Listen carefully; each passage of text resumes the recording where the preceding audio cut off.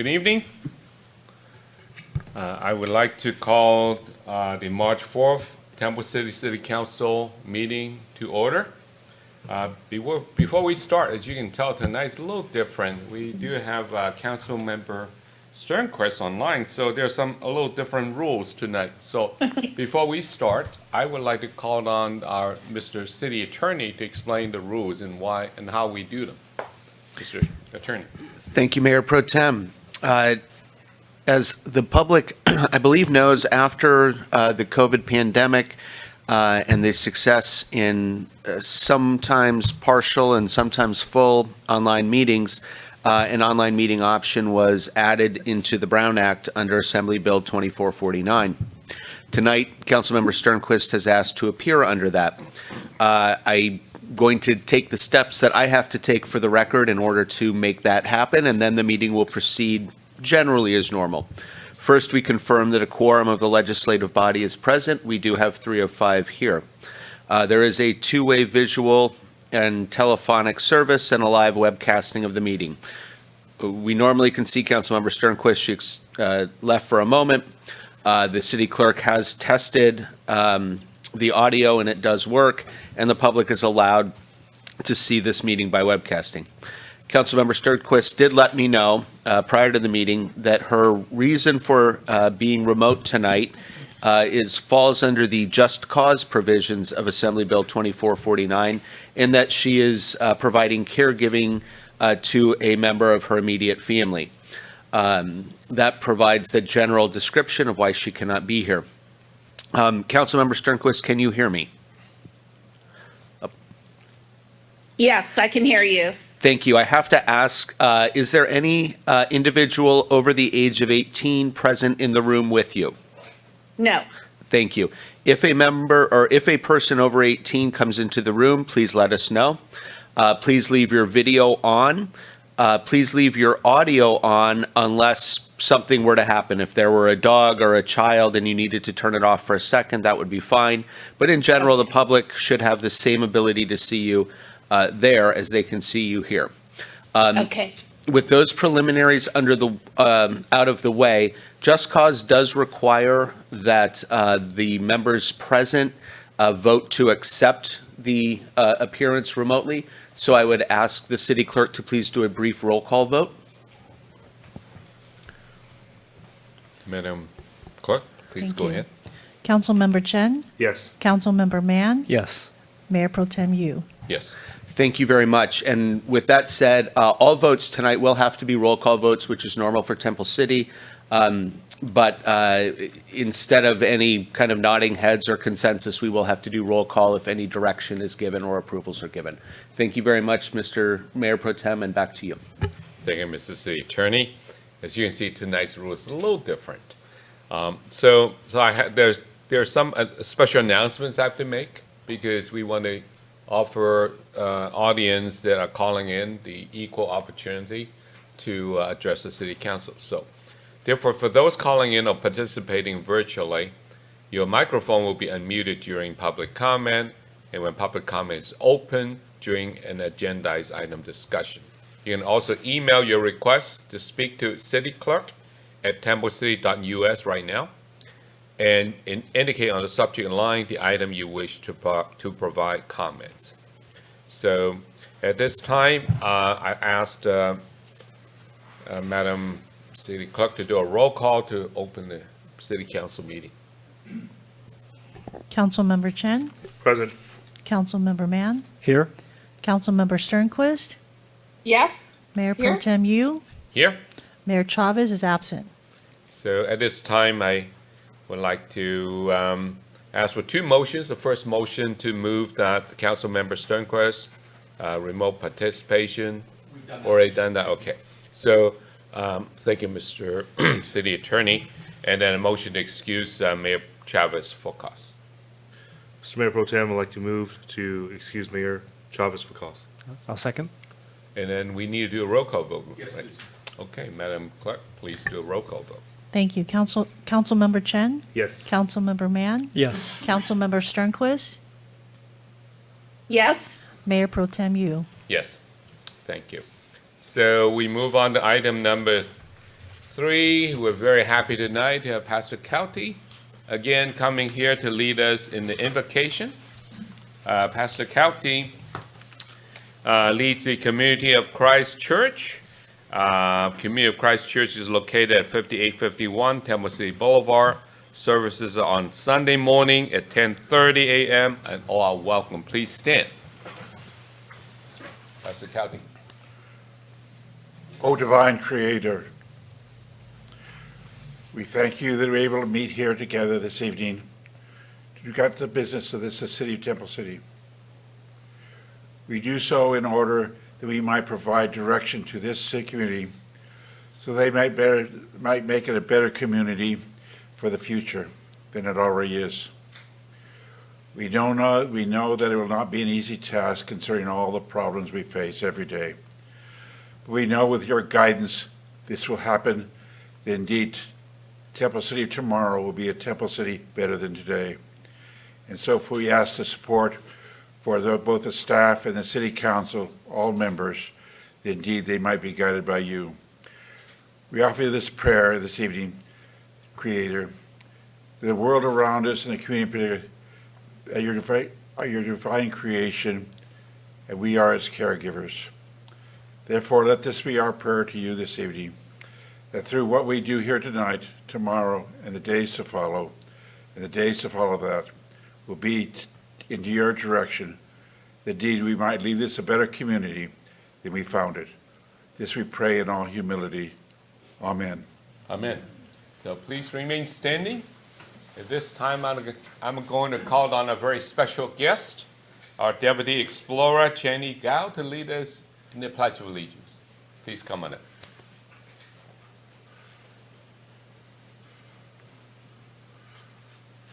If everyone in stands, can please face the flag. Put your right hand over your heart. Ready, you begin. I pledge allegiance to the flag of the United States of America and to the republic for which it stands, one nation, under God, indivisible, with liberty and justice for all. Thank you.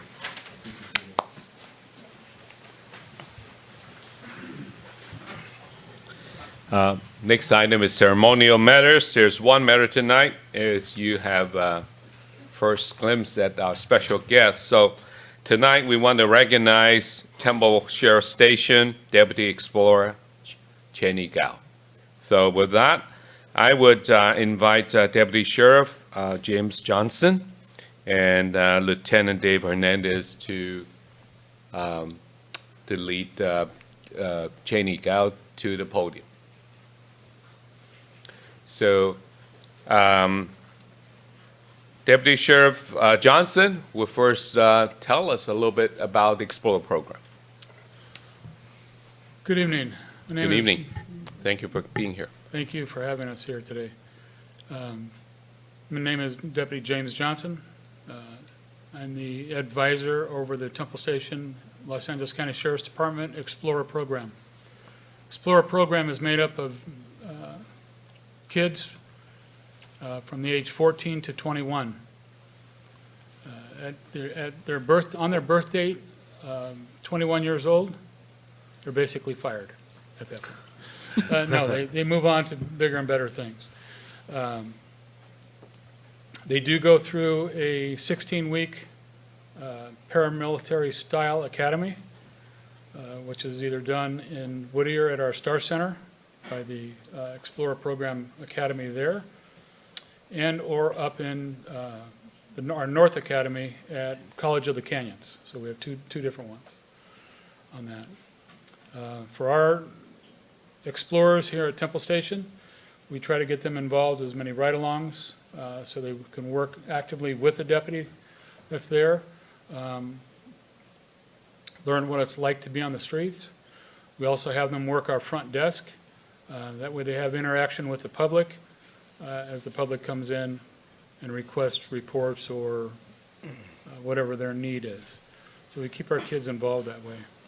We try to get our kids out in the community with the Camellia Parade that just passed and other community events throughout all of our contract cities on that. So far it's been a very successful program. Right after COVID, we started with 1.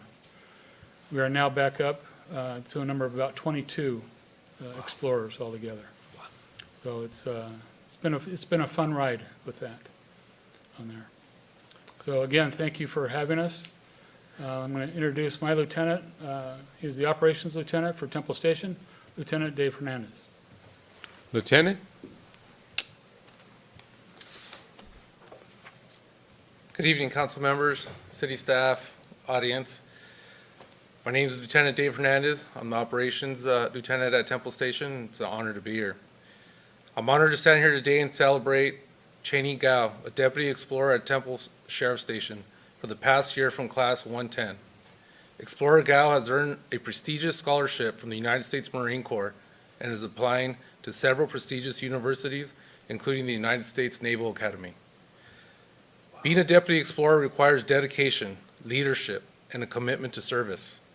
Qualities that Explorer Gao has exemplified every day. This scholarship from the Marine Corps is a recognition of his hard work, discipline, and character. It's not just about academics, but it's about becoming a leader who serves with honor, courage, and integrity. As Explorer Gao applies to universities and the Naval Academy, I have no doubt that he will thrive. The Academy is the perfect place to further his development, the leadership qualities he has already shown through his time as an explorer. The challenges ahead will only strengthen his resolve to serve our country. I'd also like to thank Explorer Gao's family, his mentors and supporters for their encouragement along the way. Explorer Gao, we at Temple Sheriff Station are incredibly proud of you and excited for the journey ahead. The Marine Corps made a great choice in awarding you this scholarship, and the Naval Academy or any university will be lucky to have you. Explorer Gao, please step up and be recognized.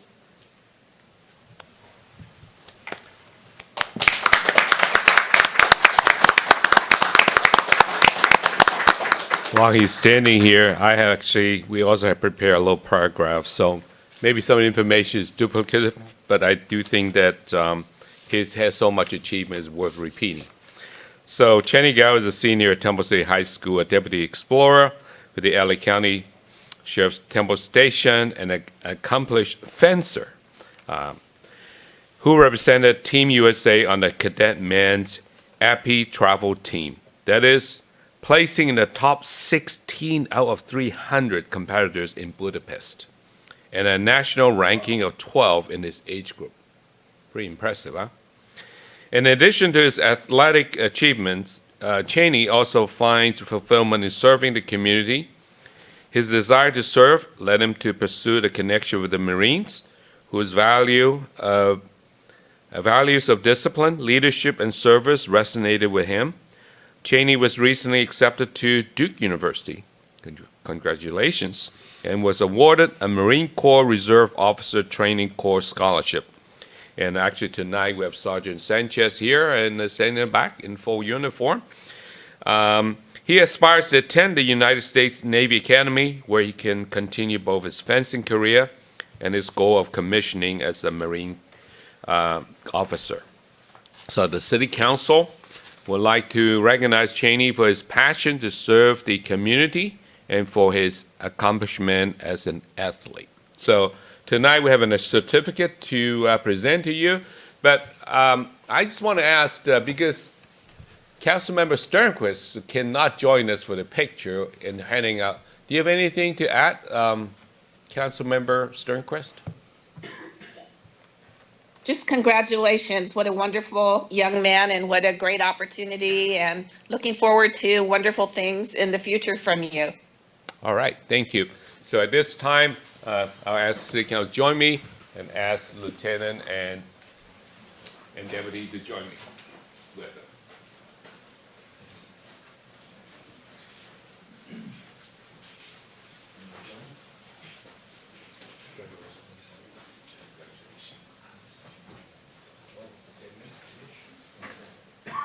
We'll have the Marine step up as well. Okay, sure. Let's just get this one first. Just this one will take different ones. A little straighter. There we go. Yes.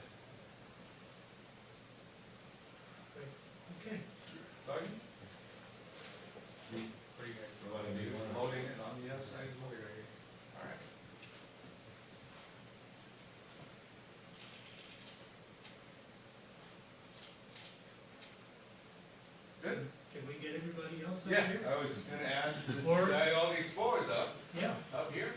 And maybe then we'll ask the parents to join. sure.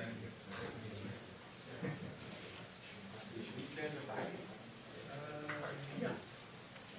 Or they can stay in the front. Either policy.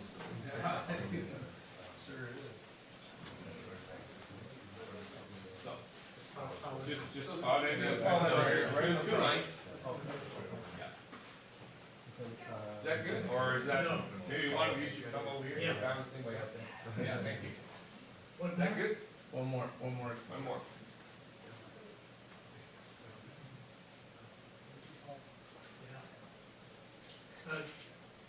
Yeah, there you go.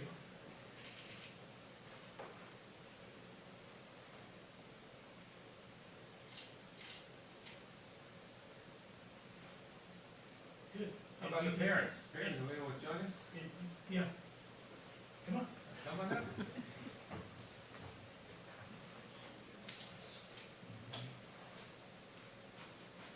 All right. Congratulations. Okay.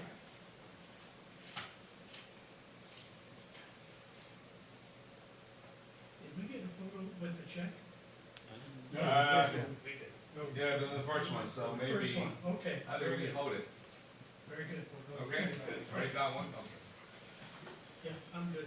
All right, great. Thank you, everyone.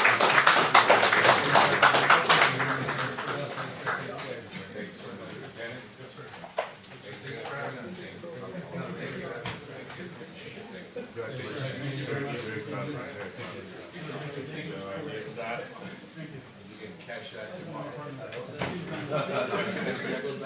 Half of that. Yeah.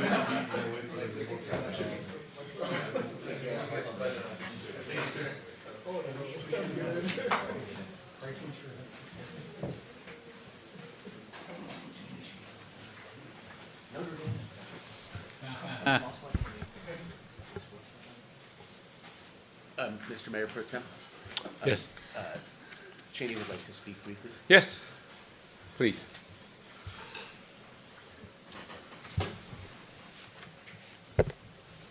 Hello. Yes, yes. Yeah, we can hear you. I would like to thank the Temple City Explorers who showed up to support me today. I would like to thank my counselor, Mr. Slaymaker in the back, and my parents and my friends, James, Calvin, Leo, and Nikita, who isn't here with us, and especially my sister as well. Lastly, I would like to thank my Deputy Explorer staff, Deputy Johnson, Deputy Reyes, and additionally Sergeant Liu, for giving me the opportunity to even be a part of this Explorer program and give me the opportunity to participate in ride-alongs and go on those community service events and essentially serve the Temple Station area. I would also like to thank the City Council for having me today. So I very appreciate it. Thank you very much. Let's give it another round. Congratulations. Great job. You make us proud. So, all right. So we're going to continue the proceedings, so it wouldn't hurt our feelings if you leave, but you're welcome to stay as well. At this time, we'll move on to item number 6, public comments on item not listed on the agenda. So anyone want to address the City Council? So I need to also open up for folks virtually. So Madam Clerk, are there any callers or virtual participants? No, Mayor Pro Tem, there are none. Okay. So if there are no speakers, we will close public comments and move on to the consent calendar. All consent calendar items may be approved in a single motion as recommended, unless removed for further discussion. If members of the City Council or persons in the audience wish to discuss any matters listed on the consent calendar, please address them at this time. Anyone? I'll move to approve the consent calendar. Do we have a second? I'll second, Mr. Mayor Pro Tem, if I may just have one comment on one of the items. In Okay. lieu of pulling it, I just want to. Yeah, before we take a vote, I think we need to allow the public to call in. So for those calling in, we'll unmute your microphone. Madam Clerk, are there any people calling? No, Mayor Pro Tem, there are no Okay. callers. So, Councilmember Chen, what comment? Yes, Mr. Mayor Pro Tem, item C, the authorization to adopt, for the replacement generators. I know that's a very important, as we're facing natural disasters and the continuity of operation of City Hall and the EOC. I just think if, and I've spoken to the city manager regarding this before, regarding the price tag, if there's somehow we can focus our effort on the EOC at first, and then through Clean Power Alliance and the Power Ready program, as well as other outside grant opportunities that we can take advantage of to to make sure that we're getting the maximum from these outside sources to supplement our efforts here. So that will be my only comment today. Thank you. So I want to make sure Councilmember Sternquist, checking if you have any comments. I don't. Thank you. Okay, Mayor Pro Tem. so we have a motion and a second, so we're ready for a vote. So Madam Clerk, roll call, please. Councilmember Chen, Yes. Councilmember Mann, Yes. Councilmember Sternquist, Yes. Mayor Pro Tem Yu. Yes. So the consent calendar has been approved. So next item is number 8, which is public hearing. There is none. And item number 9, unfinished business. There is none. We do have a couple of new businesses. And the first one is the approval of plans and authorization to invite bids for fiscal year 2024 to 25 pavement rehabilitation project, capital improvement project CIP number 25-01. So the city council is requested to approve plans and approve and authorize invitation to bid. At this time, I'll ask Mr. City Manager to start. Thank you, Mayor Pro Tem, you and members of the council. I'll begin with a brief introduction, then I will turn it over to Michael Lloyd, the Senior Project Manager and Senior Engineer for TransTech, who will be overseeing this project as he's overseeing several capital projects throughout the city. First slide, please. So this, in the last 5 years, we have done an aggressive amount of work for our residential streets. Roughly over 40% of our residential and collector streets have been paved over the last 5 years. The challenge we have today, next slide please, is that we don't have enough money going forward for the rest of the residential streets in the city. And we'll talk about why we had to piecemeal this project together a little bit differently than we have in the past, is because our funding sources have become so constrained that we are a bit challenged. So this will be one of the fewer, so what you're going to see is fewer streets being done during this project for a period for a couple reasons. One, we'll talk about why we are using a different type of methodology called ARAM, a different pavement improvement method called the use of ARAM, and we'll explain why we're using that method. But also, too, we are just running out of money. We usually would like to go on a 7-year cycle of hitting every residential street. But as you've seen in the last 5 years, we've only been able to hit 40% of the streets. So that is really our challenge today. And going forward without a different funding source or finding other funding, this is kind of the cycle of repavement that you're going to see. We'll still be able to repave some streets, but we will not be able to get through the cycle of all residential streets in a timely manner that ensures the integrity of the roads for a lifespan of 10, 15, 20 years. We've done a lot of value engineering that way to do the best that we can, but this is the challenge we have in front of us. So, Mr. Cook, would it be fair to say that we should not be expecting the same level of repavement and rehabilitation like we've seen in the last few years, just because we were strategic in using our funds and we pre-invested, if you will, in our streets. And now we're coming to the end of that funding cycle, if you will. Yes, and I would, if I could just add, the scale is smaller. So the scale of what you've seen before, where we've seen much like the entire grid of the downtown area, north and south of Las Tunas was done, you're not going to see that scale of projects in the next few years with that. So with that, I will turn it over to Mr. Lloyd to go over some of the technical aspects of the project that's before you today and why we've done it in these 3 phases. Please go ahead. Good evening, Mayor Pro Good Tem and evening. council members. Thank you for the opportunity to present tonight. I'm very excited to bring this project forward. So for this fiscal year 24-25, the items that we considered is a slide here that you've probably seen before from our 2018 PMP, Pavement Management Program report. We've focused on categories 4 and 5, the poor and very poor categories. And that's been our strategy over the past several years, is to focus on the worst of the streets.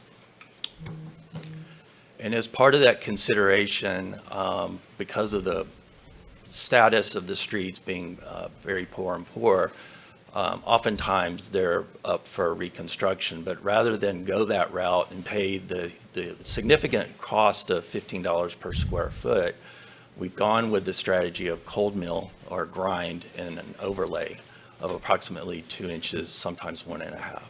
And that brings us within our cost range of about $4.50 per square foot. So we're seeing some savings there, and we're able to do more with less money.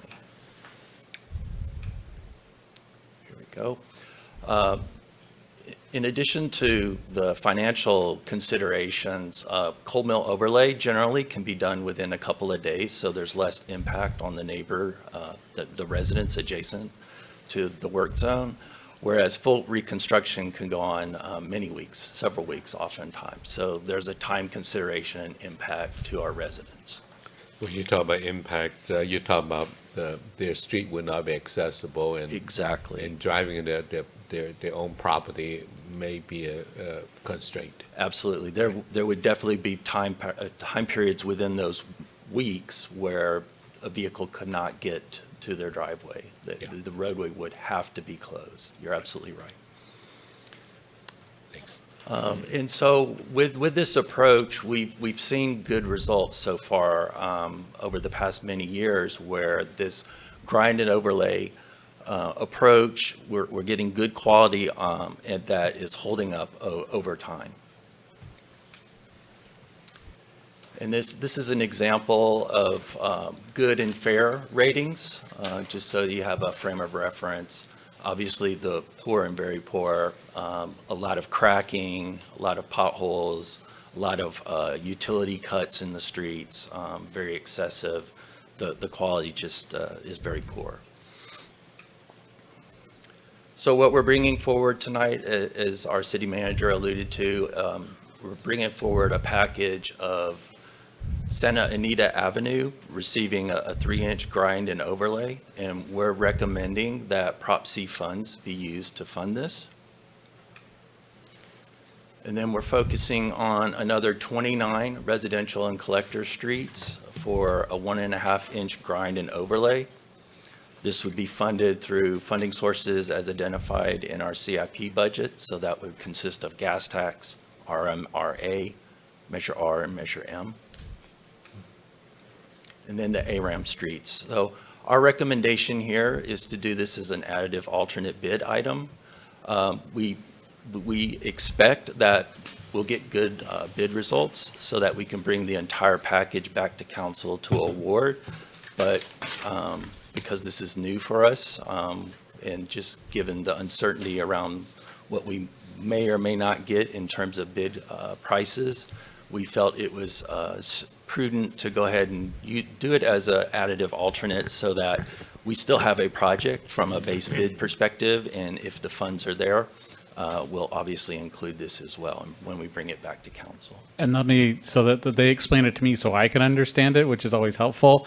So the difference between ARAM and cold mill and overlay. Cold mill and overlay is essentially goes down a couple inches, but you know that the base of the subgrade is in good structural condition, right?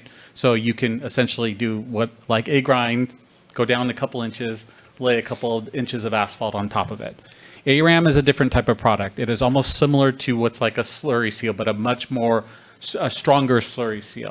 The reason why we do this is because we take a little bit more extensive look at our roads. So what we do is essentially core the roads so we understand what the subbase looks like. Is it dirt? Is it compacted dirt? Is it compacted dirt with rock? Is there concrete? And in this case with ARAM, there is something, a composition of a the subbase is called cadmium. Cadmium cannot be ground. So what we will be doing is doing something called a feather cut. So lightly cutting the surface of the asphalt as it exists and putting this ARAM product over it. It is a standard product in the industry that is used throughout for many streets. It is usually typically used for residential streets with a low level of impact. That's why you see in this map here, you do not see them on any of our major collectors or our arterial roads. Kind of hard to see on the map, but generally speaking, that's where you're seeing that type of application. It is the more cost-effective application because otherwise it would be even the dollar amount that you saw from Michael before, about $15 a square foot. When you have something like cadmium as part of the road bed and the foundation of the road, that's the way I like to explain it and understand it in layman's terms, the cost of that escalates even more because you have to deal with proper disposal and other issues that will be there. So that's why you have these ARAM streets. We want to make sure because we are used to and know kind of the pricing structure of cold mill and overlay, and we have a good idea of the ARAM structure, but we have not done this type of method extensively in the city before. So that's why we have it as an additive alternative bid. So meaning that those who bid, we're not obligated to do this part of the project if the pricing does not come in a competitive manner or in a manner that we can actually afford. Mayor Pro Tem, could I ask? Yeah, question? it's actually, go ahead, Councilmember Mann. Could you, Michael, could you elaborate on the difference between mill overlay and ARAM in terms of, I guess, the final thickness Sure. of the rehabilitation? So as the city manager alluded to, for the grind and overlay, traditionally we've gone about 2 inches in terms of removing about 2 inches of the top surface and then come behind and put in 2 inches back. So with the ARAM, it's a combination of slurry, aggregate, stone, rock, and then the rubber membrane that goes on top. And that's typically about 3/8 of an inch, so less than a half an inch in thickness. So that's the difference. There would need to be some micro milling along the gutters where the gutters are, just so that we have good flow from the street surface into those gutters, without too much of a lip. So if I understand that the ARAM is just by itself, there's no hot mix on top that's going to be Correct. on top of it. Right. It's a rubberized membrane that goes over the aggregate with the slurry seal beneath. Okay, thank you. And if I could follow up, Mr. Lloyd, so, and to Mr. City Manager's point, the reason why we pick ARAM is because we don't want to grind the street because it has undesirable substrate, right? Absolutely. Right. So and then how do you compare the durability? I noticed that when you talk about Santa Anita, you're talking about 3-inch overlay. Residential, you're talking about 1.5 inches. Correct. And the ARAM, you're now talking about 3/8. Would you mind just expanding on their durability? Sure. So the reason we went with the thicker section, on Santa Anita, number one, because we have Prop C funds, so those are very specific to arterials that provide transit service. So it's a different pot of money where we have a little more flexibility in terms of going to a thicker section. And because of the nature of traffic along there between the trucks and the buses, it's appropriate to go with a thicker section. We expect to get a longer lifespan, if you will. Rather than having to come back and say 5 to 7 years, we're hopeful that it'll hold up well for 10 to 12 years. That's the expectation. On the 1.5 inch, that's our proposal on the residential streets, much less traffic, not only from a volume standpoint, but from a weight consideration as well. Obviously, we have some trash trucks and those types of delivery trucks, but it's not as frequent as, say, our arterials or even some of our busier collectors. So that was the reasoning. And our thought process there is we should get the good 7 years out of that lifespan. On the ARAM, it's a preventive measure to extend the existing pavement's life in its current form. It's not I wouldn't say it's recommended for all the streets, but I would expect we should get a good 5 years out of the ARAM surface as well. Okay, thank you. And Absolutely. actually, for the audience, ARAM stands for asphalt rubber aggregate membrane. Thank you. I shouldn't So, have gone I with mean, that. you all know it by heart. I think for us, we need to read it to know what that is. Thank you for the clarification. So, And so this reiterates what we've talked about. This has been our approach that we're proposing, and it's been our approach with the exception of the ARAM that we're introducing this time around. But this has been our approach from a cold mill overlay perspective over the past several years, and it's done quite well. And again, we're focusing on those poor and very poor streets. And this gives us an indication from our latest pavement management plan that was prepared back in 2018 in terms of the condition of the streets at that time. And as we can see, there's a lot of orange and red on the map, those being poor and very poor streets. And then the progress that we have made is obviously very good, and that's a tribute to council's prioritization on addressing our street conditions. So we've made that progress. There aren't too many areas where there is some remaining orange that we need to get to. But as Brian said, the reserves that have been able to fund a more aggressive approach, doing more streets, those fund balances are drying up, and so we'll have less opportunity in the near future to continue to do the volume of streets that we've done over the past several years. And with that, that concludes my presentation. okay, actually, I do have a question, but I want to make sure the council member have a chance to ask the question first. So, Councilmember Mendy, do you have any further questions? Yes, I do. Thank you, Yeah, Mayor Pro please. Tem. Go ahead.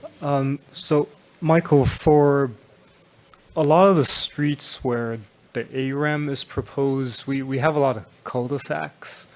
Could you comment on your knowledge or experience of how ARAM performs in cul-de-sacs? And what I'm referring to is just, the heaviest loads that our residential streets would take are our trash trucks. Right. And so you're talking about this really thin layer that's being put down. Right. How does that perform when you have trash trucks that go into a cul-de-sac and make these sharp turns that put a lot of Sure. pressure into the ground? Excellent question, because there are challenges, and based on my experience, whether it's specific to ARAM or even just slurry seal in general, is, as you noted, it is relatively thin, 3/8 of an inch or possibly even less. That if the material hasn't had its sufficient amount of time to cure and really truly set over time and kind of develop a hardness, if you will, a resistance to that traffic, you can definitely see, and it's the heavier vehicles, so it's the delivery trucks and the trash pickup, that as they're making their turns, whether it's a 3-point turn, it's where they have to cut their steering wheel sharp. And that just eats right into it, unfortunately. And it's really, my experience, again, it's more driven by the fact that the amount of time hasn't passed enough so that the material can truly set and become hard, firm. So ideally, sure, we'd love to go and do grind and overlay everywhere because it does hold up better, quite frankly. But honestly, there have been cases not within this city, but other jurisdictions that I've worked where we've done grind and overlay in the cul-de-sacs. And just because not enough time has passed, so even the new cap, the 2-inch cap, just truly hasn't set. And so the trucks get on there, cut their wheels, and it eats into it. We're having a similar problem.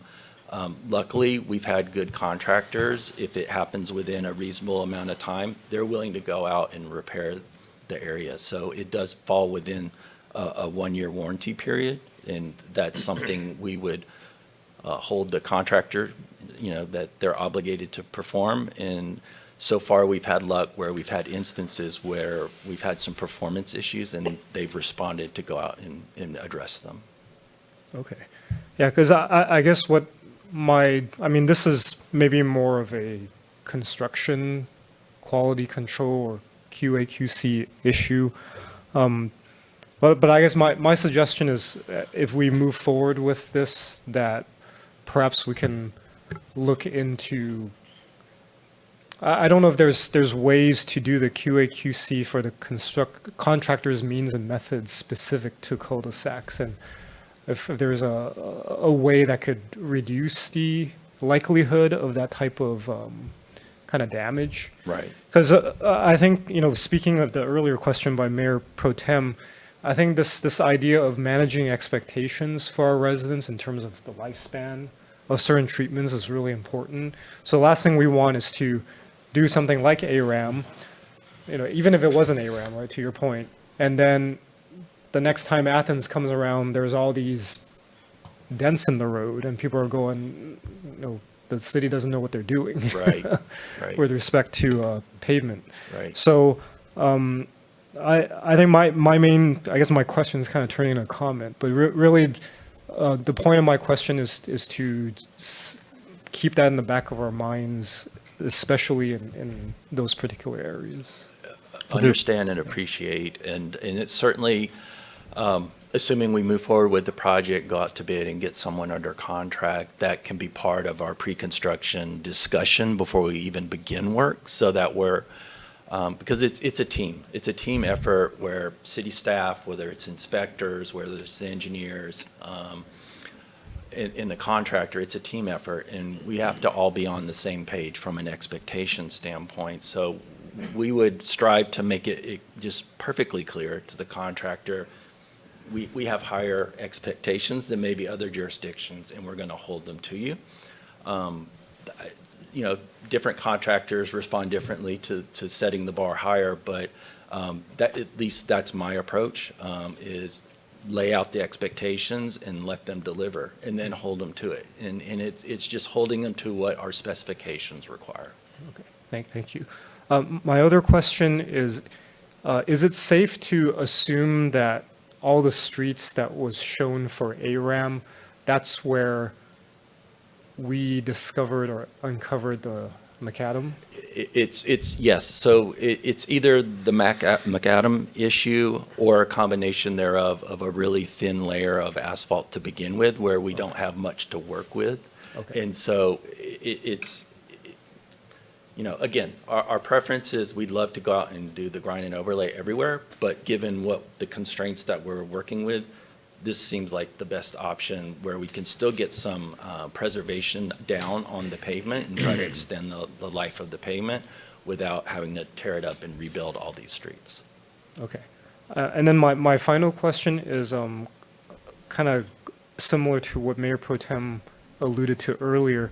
In terms of the impact to residents for this type of pavement preservation, can you describe how that work might affect someone who lives on a street that is undergoing mill and overlay versus ARAM? Sure. So from a mill and overlay perspective, generally speaking, in the contractor, we don't really get into the nuts and bolts of telling the contractor how to do their job, because that comes at a price premium if you're dictating. But generally, the practice is one day the milling machine will be out there and will mill the street segment in question.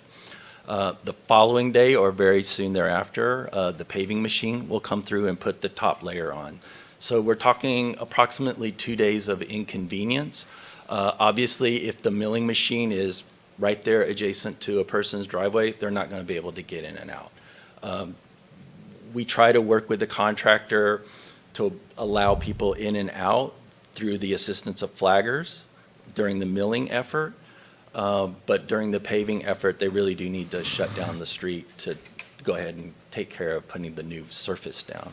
From an ARAM perspective, it's a little more of an impact, only because, again, they're starting with the slurry, putting the aggregate and then the asphalt membrane over it, and that takes longer, so really the street needs to be shut down the whole period of time, and then given the appropriate amount of time that's necessary for cure before they can start allowing traffic. So it's really a full day where we can't allow traffic on it, because if we rush it, because I've seen where it has happened, we get not in this jurisdiction, elsewhere, the contractor was a little too aggressive on allowing people to back into their neighborhood, and the vehicles just tear up the new surface, and the contractor's having to redo the work.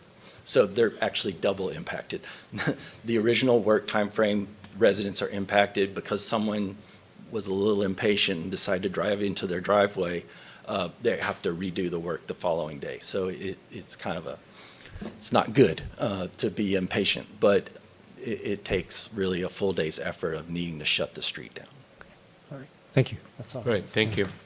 At this time, I want to ask Councilmember Sternquist if you have any questions for Mr. Loyal or the city manager. I don't have any questions. Thank you. Thank you. Councilmember Chen, any questions? No questions, sir. Okay, actually, I do have a couple questions that kind of follow up to Councilmember Men's question. Now, you mentioned, seems to be that the ability to resist wear and tear is largely depending on whether there is enough curing time. And you just mentioned that it takes 2 days, grinding down next day, repavement. Does it make sense? So I have a couple questions from that. Does it make sense to actually require the road be closed for 1 extra day to allow for extra curing time, especially in the summer when it gets hot, right? Right. It takes longer to cure. It's certainly something that I know the contractor would support, because that's usually where the complaints, when we're doing the actual construction work, I need more time. Right. I want the road closed longer. Right. And we typically tend to push back because we try to be mindful of our residents that they still need access to and from their home. And most people drive. They need access to and from their driveway. So it's a balance. I'll be perfectly honest. If I had my preference, yes, I'd shut down the streets longer to give it that extra cure time that we get a better surface, hopefully. But there's that inconvenience factor that I don't think we would get a lot of support from the residents, that additional time of inconvenience. Second question on that, Councilmember Min mentioned about the actual procedure. So perhaps you can also go over one of the key activities that we're also concerned with, trash pickup. How does trash pickup fold into the repavement operation? So I know the contractor, there's a coordination effort, not only with just trash pickup, but other utilities, bus service, if it's along an arterial. So there's a coordination effort that we require through the specifications. And so obviously we don't, we try to make things happen so that the day of trash pickup is not the day that they're out grinding the street or paving the street. So there's a coordination effort that happens as we're moving forward, and I can't say with 100% certainty we always get it right. There may be some times where they're in conflict, but the end goal is to make sure we're not doing that type of work when those types of services need to be provided. I would think that it's probably our job as project managers, as city project manager, to make sure that the contractor is following that protocol, and so that trash pickup is not being impacted. Agree. Right. And I have one last question, which you may or may not know the answer. In your slides, you started with 2018. We're doing a lot of low-hanging fruit, repavement, and all that.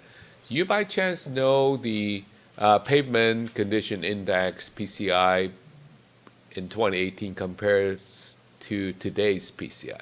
So I do not know. Average. I don't know that number. However, I'm happy to say again, through council's direction, we've hired a contractor, or consultant that is, to update our pavement management plan. And as part of that, we will be getting, in the very near future, I'm hoping within the next 4 to 5 months, some new numbers that we want to share with council, because I fully expect we'll see improved PCIs from an average standpoint. I just don't know how much, but we should definitely see improvement. Okay. And it will also help set priorities, not only for staff, but provide guidance to council in terms of streets that still need attention and what are our options in addressing them. Okay, thank you, Mr. Lloyd. Thank you. I don't have any more questions. So if there are no more questions from council, I will open up for public comment. Anyone in the audience would like to make a public comment? Anyone? Yeah, Mr. Jambasian, please come on.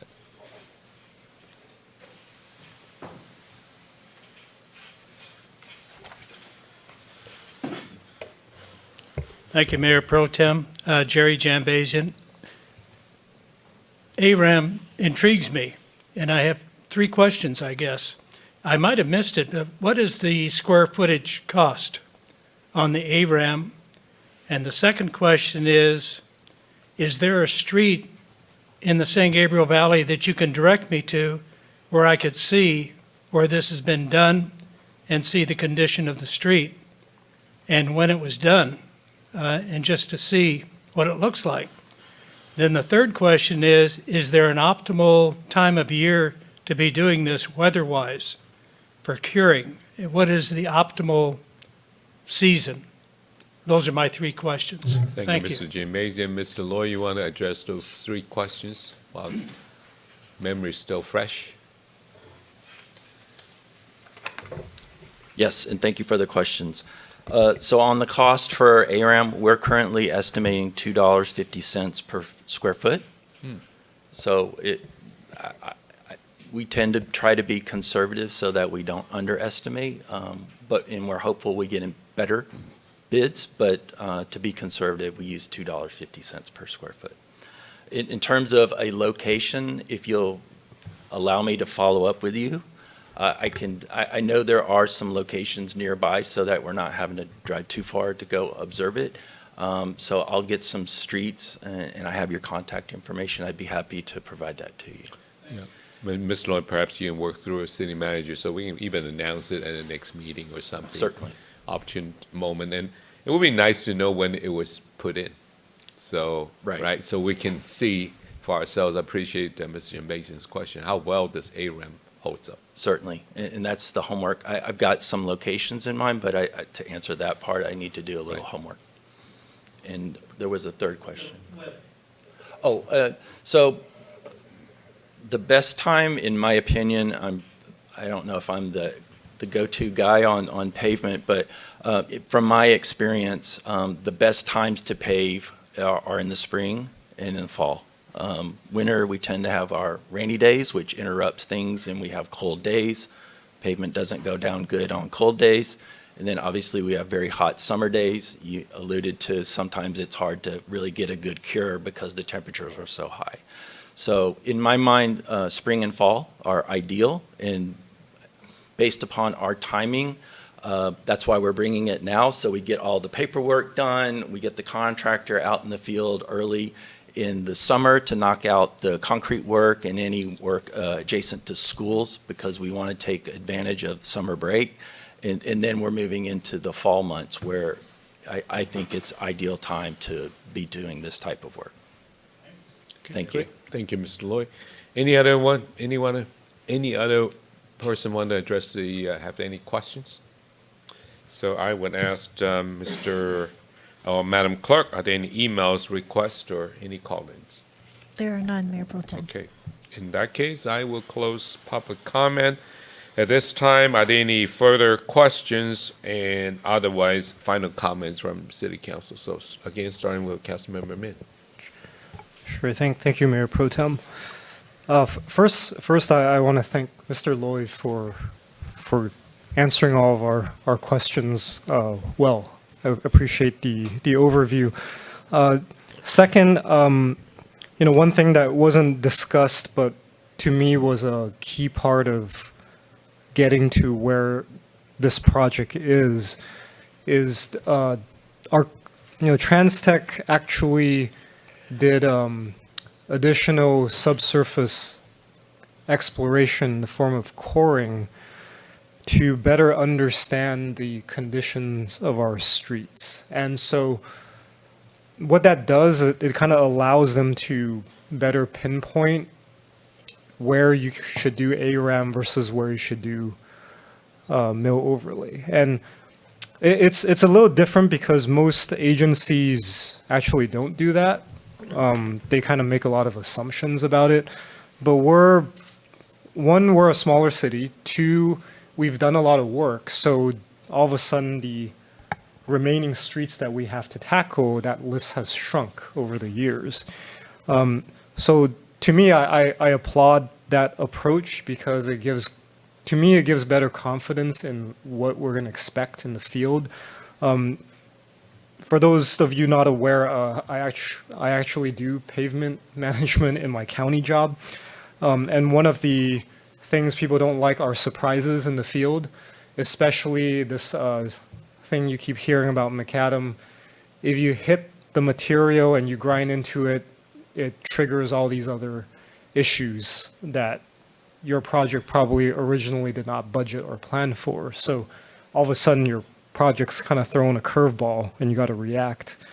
So I think that was kind of one of those hidden details that I just want to show an appreciation for. The other appreciation I want to show is the alternative approach to reconstruction, which in the presentation you saw the cost difference between full recon, mill overlays about 3 times roughly, right? And if you just imagine on a scale of what we're trying to do here, the amount of money we have, as the city manager alluded to, has shrunk. So if Mr. Lloyd came here and presented to us, we're going to do full recon this time, then that map of those streets is going to be way, way smaller. There'd probably be like one street, right? We'd see one street on a map and you go, that's it. And you're like, yeah, that's what it takes to do a full reconstruction. So I appreciate that because there is a element of risk that I think we should all acknowledge. Is a full recon is basically saying we're giving you a brand new street as if we're digging everything out, putting a brand new one back in, and give you like a 30, 40-year life expectancy. Here, we're not doing that. But what we're acknowledging is that there is a great need. We've heard from our residents for many years that, hey, how come my neighbor's street's getting paved? How come you're not paying attention to mine? And so I think for us, this represents a kind of a pivot towards making a concerted effort to tell our residents, hey, we hear you. So we're going to be flexible in the way we look at things. Because I'll tell you, when Mr. Lloyd mentioned the worst first kind of approach, that is, I guess, contrary to what many agencies are adopting. Because just if a larger agency is looking at the same problem, they would look at it and say, well, that doesn't make sense, right? Why am I tackling the worst first when, I could spend less money to tackle a larger network? But for us, we're not at that point. We're at the point where, like Mayor Pro Tem, you mentioned, we've already taken care of the low-hanging fruit over the last 7 years or so, right? So now we're faced with this problem of how do we deal with the worst. So I appreciate that. I think those 3 things combined really is exhibited in this proposed project. I know I kind of went into comments a little earlier about when I asked about cul-de-sacs. So again, I know we cannot dictate means and methods, but I am aware of at least things that can be done. Like you alluded to the pre-con meeting, so I'm very glad to hear that. But perhaps there's things we can consider in that discussion. Like for example, for some county roads where we did cul-de-sacs, you kind of take a single approach into the cul-de-sac and then you take care of the ancillary areas using a different method, like just a slurry or some sort, right? So that's one thing. And then second, kind of to tie back to Mayor Pro Tem Yu's point about scheduling, logistics, especially with trash trucks, I'm hopeful that with a scale of a project of this size that we'd be able to work that through, right? And he also alluded to the curing time. I would be supportive of kind of looking at how we could do that. I think we need to do better outreach to our residents if we were to take that approach. Again, managing expectations is a really big part. I mean, like, consider if we did full recon, imagine the disruption that would be to the neighborhood, right? So I think what we're doing is much smaller in that scale. So all in all, I'm happy to see that this is before us, and am supportive of us moving forward with this project. Thank you. Councilmember Mann. Councilmember Sternquist, any final questions or comments? I had the opportunity to see Garibaldi done from Temple City Boulevard up until the Arcadia border. And it was really wonderful to see because it was so efficient. And as soon as they did the cold, what is it called? Cold mill and overlay. I want to keep saying cold. That's the band. When they did the cold overlay or what have you, it was dried so quickly, and it seems to be holding up so well. The neighbors were thrilled all along that strip. So I'm happy and ready to continue to move forward with this project. Thank you, Councilmember Sternquist. Councilmember Chen. I just want to thank Councilmember Mann for his expertise in this and very thoughtful comments. And with regards to trash pickup, I think certainly, there's definitely ways to work with our trash provider, whether through one pass, getting through that area for a certain number of time to minimize the number of trash truck trips, or just communication with the residents to roll out the cans. Just again, want to thank Councilmember Mann for his expertise in this. Yeah, thank you, Councilmember Chen. I too is very happy to see this proposal coming before us, and I just want to add a few comments. Not so much questions, but I do have just one question. That is that we have been, I guess, in most of our pavement projects, we do coordinate ahead of time the utilities, so that they don't come and dig up our street after we're done with it, right? Correct. So in our conversations with the utility companies, we've already, even though the project technically isn't approved, we've already informed them that we are proposing streets, and that if they have any planned projects in the near future, they need to be coming to us immediately, requesting permits so that they can get this work done before the summer. Great. So those conversations have already begun. Thank you, Mr. Loy. So just a few comments, and you can sit down if you want. I think that this is really the end of a long row of pavement reconstruction that started for, good part of the last 10 years, I think. And obviously most of the time of that, Mr. Cook has been with us, and our approach has been to Councilmember Mann's point. We start out with doing all the low-hanging fruits with the money that we have, and then, but I think, and that's why I asked about the pavement condition index, because I think we've been slowly improving the PCIs, but we're doing all the ones that we can do with fairly minimal investment, like Councilmember Mann had pointed out. The grind overlay is like a third of the price of reconstruction, and also much less interruptions. However, that approach is, while fruitful, is kind of coming to an end. We're really used up most of our funds that's available for road reconstruction. And so once we're done with this year's pavement rehab work, it's kind of, have to wait and accumulate money in order for us to continue this repavement work. And I would say categorically, most agencies don't have the money, and Temple City is no different. The Prop C funds and all the other funds available number one is only for arterial streets, the major streets, but that's even not enough to keep up the pavement condition index. And worse, we don't have enough funds for residential streets. I don't think, off the top of my head, I cannot think of one agency that actually has enough funding to continue keeping up the pavement condition index. So I just want to make a comment that I think is imperative that we, as a city council and as your city staff, to start thinking of ways that we can improve or maintain at the very least pavement condition. But that is going to require perhaps some investment.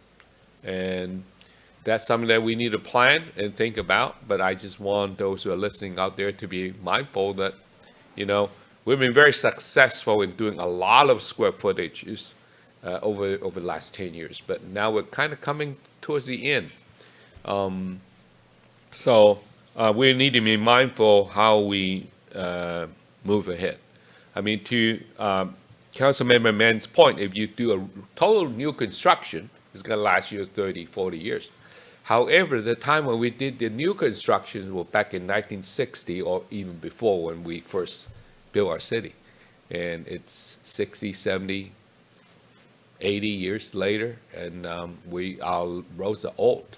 And as we can attest, I waited and waited and waited. Finally, they repaved my street for many years. And so I think it's just, I think we as a body and as a city, we need to start considering options to move ahead. But that's my comment. Otherwise, I am supportive of the proposal in front of us. So with that, I am ready for a motion.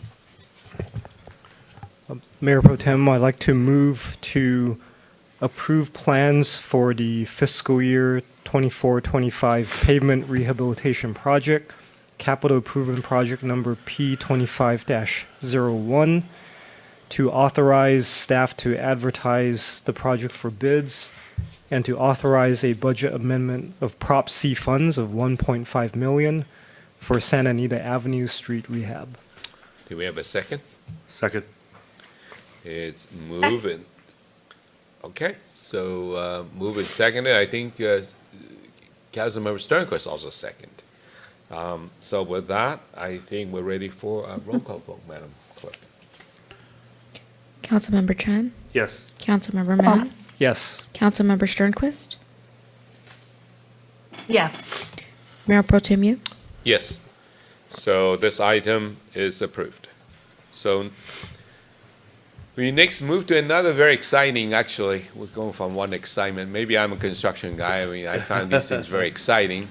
The next item is selection of pre-approved accessory dwelling units, ADUS plans. So the City Council is requested to review pre-approved ADU, accessory dwelling unit plans from the San Gabriel Valley Council of Government ADU program and incorporating these plans in the city's pre-approved ADU program. So with that, I'll turn to Mr. City Manager. Thank you, Mayor Pro Tem and members of the council. Before you today is a process. As you've known, for the last several years, the state has preemptively changed state law and by right abilities for property owners to build ADUs. Staff has done an excellent job in consultation with consultants and our city attorney's office to make sure that we have something that is truly compatible with the community. One of the efforts that we can make, and we'll talk, and Andrew will talk about some of that with state law, is now state law goes a little bit another step further in terms of how ADUs can be built and what can be brought forward as plans. So in conjunction with the San Gabriel Valley Coalition of Governments, they allowed us to create what you'll see, the 4 templates that are before you today for these pre-approved ADUs, which it meets not only the spirit of what the state is trying to do and trying to expedite these processes, but also to allows us as the city to tell the development community, here are the standards that we're looking for, here are the development standards that we're looking for, because in many cases, objective design standards have been stripped out of our ability to design and approve buildings and ADUs and other buildings throughout the city. So this is a kind of a preemptive step on our part, not only to meet state law, but also to help signal to the development community, here are the standards, development standards we're looking for. Here's how we're looking for ADUs to look in the city. And we have had a lot of ADUs in the city over the last 5 or 6 years as well. And I credit staff, our community development director again, for really creating the template and the standards that the development community has followed so that it blends into the community as well as it can. So with that, Mayor Pro Tem, I'll turn it over to Mr. Cohn, our Associate Planner. Mr. Cohn. Thank you. Good evening. Good evening, Mayor Pro Tem. Good evening, Council. Let me move to the first slide here. So this initiative that we're bringing before you tonight is something being done both in response to changes in state law and also in response to your stated requests that staff look for ways to promote good design in ADUs and also to expedite the approval process for ADUs to make it easier for our homeowners to get ADUs on their property. So this new law, AB 1332, requires that cities create a pre-approved ADU program. What that basically means is that someone could submit a set of plans to the city and we would review them like we would any other plan. And if everything checks out, we would then deem it pre-approved and then advertise it to the community as something that they could use for their own property. And one of the advantages to that is that it allows projects to be expedited. So if someone were to use a pre-approved plan for their property, it's set at 30 days that we have to review and approve that project. So it streamlines it. Move to the next slide. What we're bringing before you tonight is something that was created prior to that new law. This was something that the San Gabriel Valley Council of Governments put together, and that was to create a catalog of ADU designs that local cities could use and potentially pre-approve and make available to the public. And these designs are supposed to reflect local architectural styles and help cities to meet their housing goals by counting these ADUs towards the RENA allotment for each city, and to promote, good neighborhood-specific compatible designs. The COG put this program together with a consultant. That consultant kind of surveyed all of the available designs that were available in the marketplace and created that catalog. They specifically looked for designs that had styles similar to styles that you'd find in the San Gabriel Valley region, so that it would align with local architecture. And we basically went through that catalog and tried to identify the ones that we felt were most compatible with Temple City. And attached to tonight's staff report, you'll see that full catalog. There's dozens of plans of varying sizes and styles. And I'm sure if you look through them, you'd probably notice that some of them probably don't seem like they would really fit in our existing neighborhoods. So we tried to narrow it down basically to 4 plans, and these are the 4 that are listed. We were looking for compatible styles, but also compatible sizes, things similar to the types of ADUs that we frequently see getting approved here in Temple City. So I'm going to just kind of quickly go through each of those. And we have some renderings and some simplified floor plans. Before we get there, and it's good because presentation gets a little long, I just want to make sure the council has a chance to ask a question based on everything that's been presented so far. Any questions for Mr. Cole? Yeah, Councilmember. Yes, my question, actually, the fact that we're on this slide is great. So you mentioned this is representative of the ADUs we've approved. And I assume you mean by the size of these ADUs is representative to the ones we've seen? The size and also just the existing architecture, the types of designs that you see most commonly in Temple City. Okay, all right, thank you. Okay, I actually do have a follow-up question, but I want to make sure Councilmember Chen and Councilmember Sternquist have a chance to ask any questions so far. Any questions from you, Councilmember Sternquist? Not so far. Okay. Thank you. I do have one. That is, you are proposing that we pre-approve these plans Yes. ahead of time so that folks can use them easier, and in other words, they're incentivized by using them because it will be a quicker process. Is that Right. one of the goals, other than the fact that state law requires it? Correct, yeah, it's probably good to make a distinction. So on the one hand, members of the public can submit plans on their own initiative Right. and bring them to us and say, we want you to review these and pre-approve them. And then if we review them and they check out, then we have to advertise those on our city website. Okay.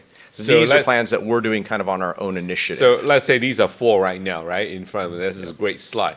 Let's say I'm a homeowner, I wanted a 5th design that's not one of these 4s. And I bring to the city approves it.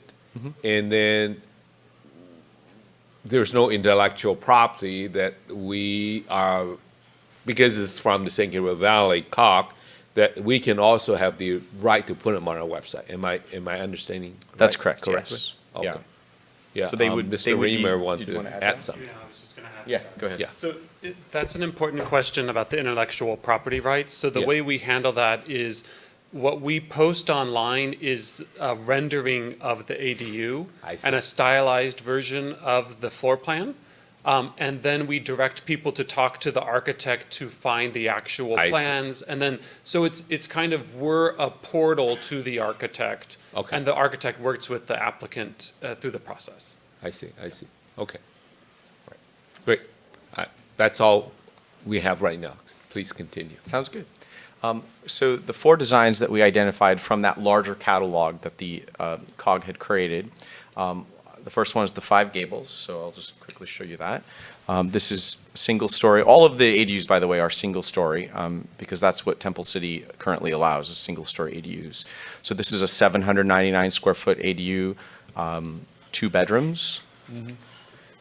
This is a snapshot of the floor plan. You will notice on these slides that we aren't showing the entire floor plan. That was simply because of intellectual property. When the COG provided us with these renderings, they didn't give us a full view like that. So that's why you see it kind of cut off. But it allows you to get an idea of what the layout of it looks like.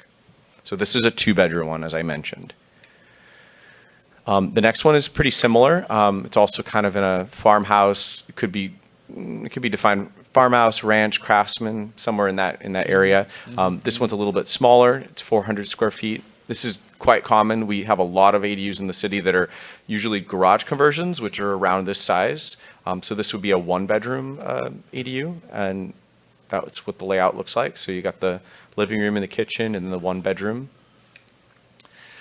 This one is a bit unique because this designer created a 400 square foot ADU that's a studio, but what they did was they presented it in different finished materials to give it a different style. I'm showing 2 of the styles here. There's actually 2 other ones besides that, but it allows a homeowner to customize that to the style that they want, that they prefer. And this is really good because in Temple City, we require that an ADU needs to match the main dwelling as much as possible. So when a person submits an ADU plan to us, we're going to look at the front house. We're going to look at things like the roof pitch, the window size, exterior finish materials in an effort to make it blend in as much as possible with what's there on the site. So this designer kind of did the heavy lifting for us because they're providing their design in 4 different presentations. So this is the floor plan. It's a studio. We do get a lot of studios as well. Often for the garage conversions, they're just a single studio. And then this one is the largest one. This is an 800 square foot, 2-bedroom.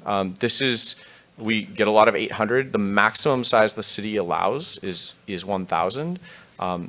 But most of them are going to fall into the 800 square foot category. So this is a 2-bedroom in a kind of a mid-century modern style. Now, if you go ahead with any of these plans, what does it mean? What's going to happen to that? So if you pre-approve these today, we're going to have our building consultant review them for consistency with all of the building code requirements. And then at that point, we will post them on our city website with the contact information for the designers.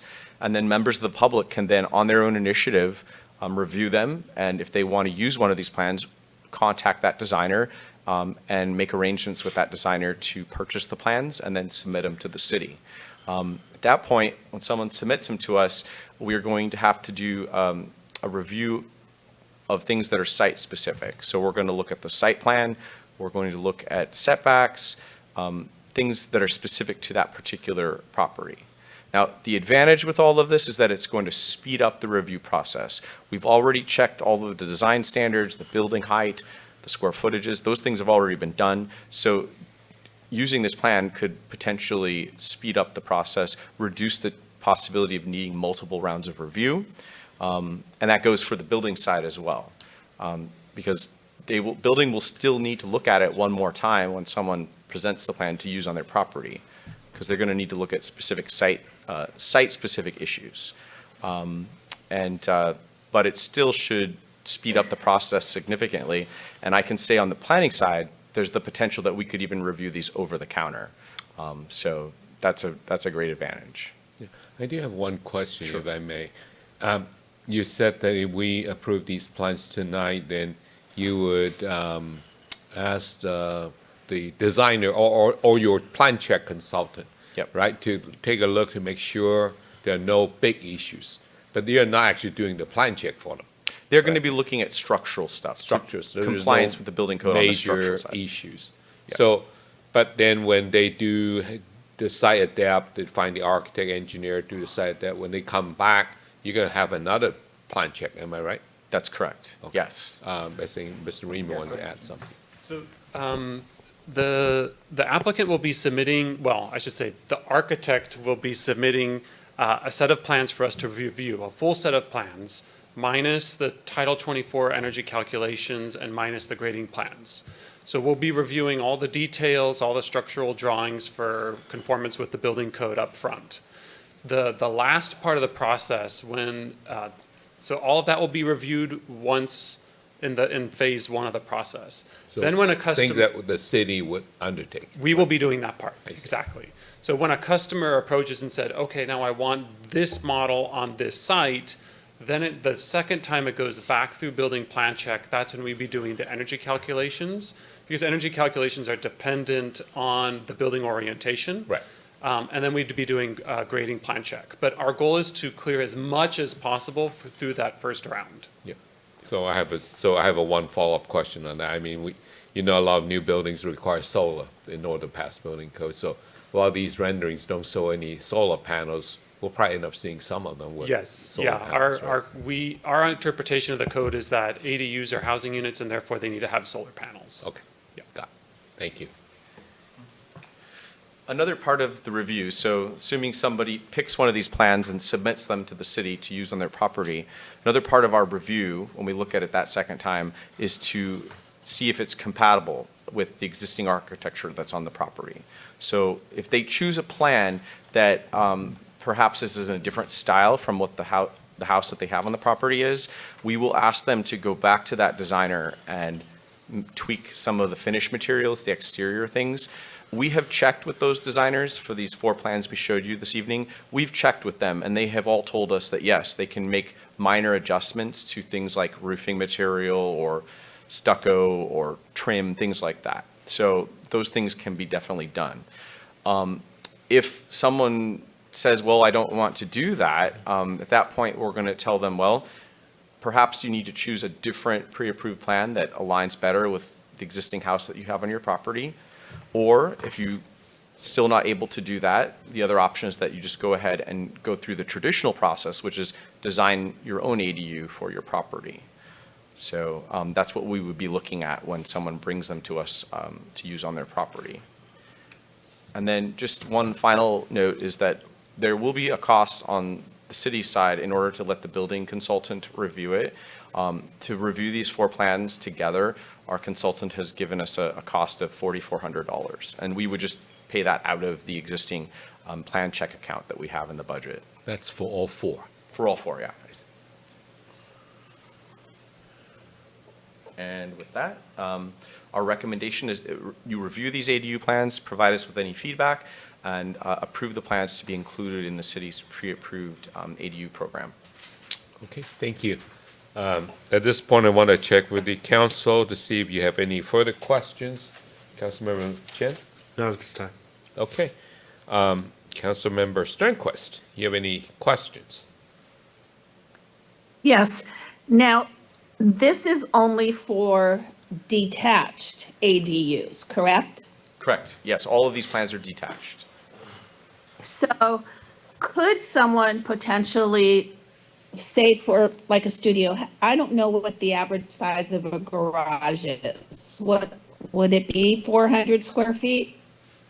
It's about 400. Yeah, are you asking what the size of a So like a conversion ADU would be? Yeah, that would be around 400 often if it's a Standard garage. So could someone come policy and say, I'd like to do the ADU 400 square feet with the interior plans? And obviously their exterior is going to be attached. If it is a garage conversion, would they be able to do that? Or was that even considered?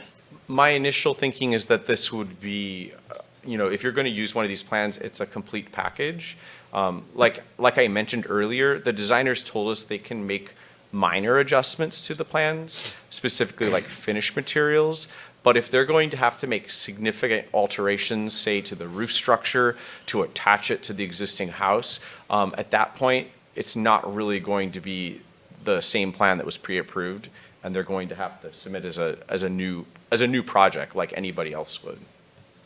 They can definitely go that route and do that, but that would just be significantly changing it. Yeah, looking at, a friend built an ADU in Temple City and it was,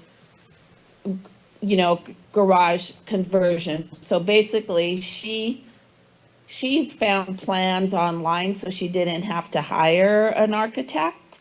And the plans fit, the 2-car garage, and that plan was able to work into her garage without having to change a roof line or anything. So someone wouldn't be able to come in with this ADU ordinance to say, well, this would fit fine in my garage without having to change the roof line.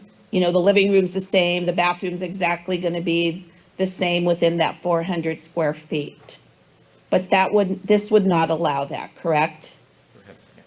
No, the program that's before you tonight would not allow that, and under state law, that program is only geared to detached ADUs. Doing conversion with attached structures is too complicated to pre-approve ahead of time. Okay, and Adam, Scott, is it actually in the, does it say detached? I don't have the computer open on this side, but does it say detached? No, I don't think our report does say detached. That's a clarification we'll need to make.